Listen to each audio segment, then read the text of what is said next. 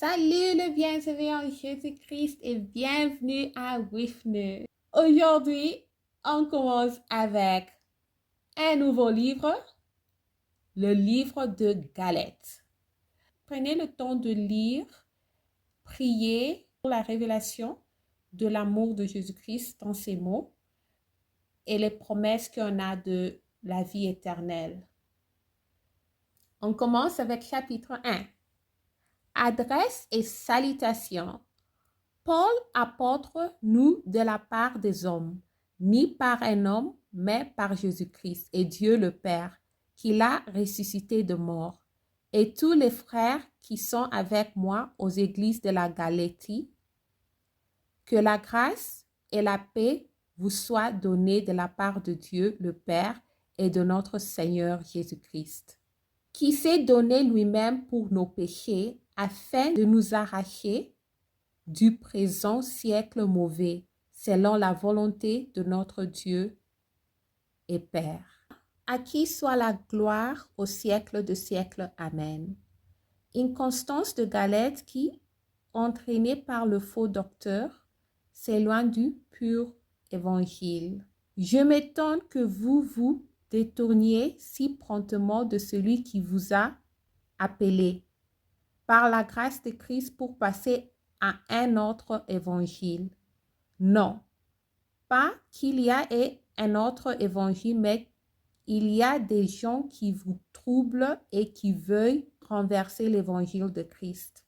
Mais quand nous-mêmes, quand un ange du ciel annoncerait un autre évangile que celui que nous vous avons prêché, qu'il soit anathème. Nous l'avons dit précédemment et je le répète à cette heure. Si quelqu'un vous annonce un autre évangile que celui que vous avez reçu, qu'il soit anathème. Et maintenant, est-ce la faveur des hommes que je désire au ciel de Dieu? Est-ce que je cherche à plaire aux hommes?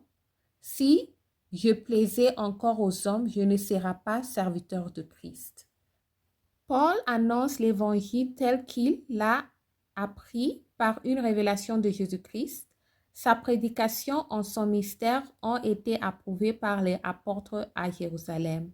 Résistance à Pierre dont la conduite à Antioche lui avait paru en désaccord avec le principe de la justification sans l'œuvre de la foi.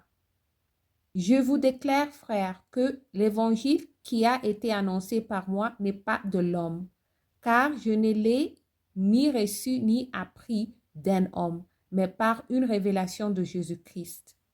Vous avez su, en effet, quelle était autrefois ma conduite dans le judaïsme, comment je persécutais à outrance et ravageais l'Église de Dieu.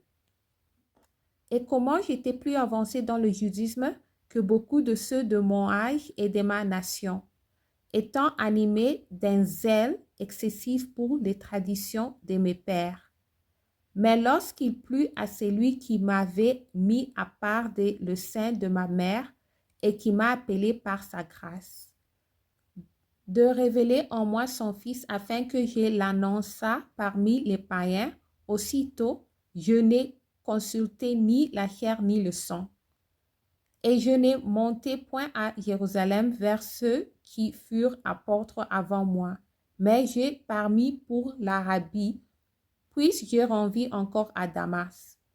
3 ans plus tard, je montai à Jérusalem pour faire la connaissance de Cépha, et je demeurai 15 jours chez lui. Mais je ne vis aucun d'autre des apôtres, si ce n'est Jacques, le frère du Seigneur. Dans ce que je vous écris, voici, devant Dieu, je ne mens point. J'allais ensuite dans les contrées de la Syrie et de la Cilicie. Or, j'étais inconnu de visage aux églises de Judée qui sont en Christ. Seulement, elle avait entendu dire, celui qui autrefois nous persécutait annonce maintenant la foi qu'ils s'efforçaient alors de détruire. Et elle glorifiait Dieu à mon sujet. Merci d'avoir lu ensemble. On continue avec chapitre 2 demain. J'améliore mon français en lisant la Bible. Restez en Jésus-Christ et shalom.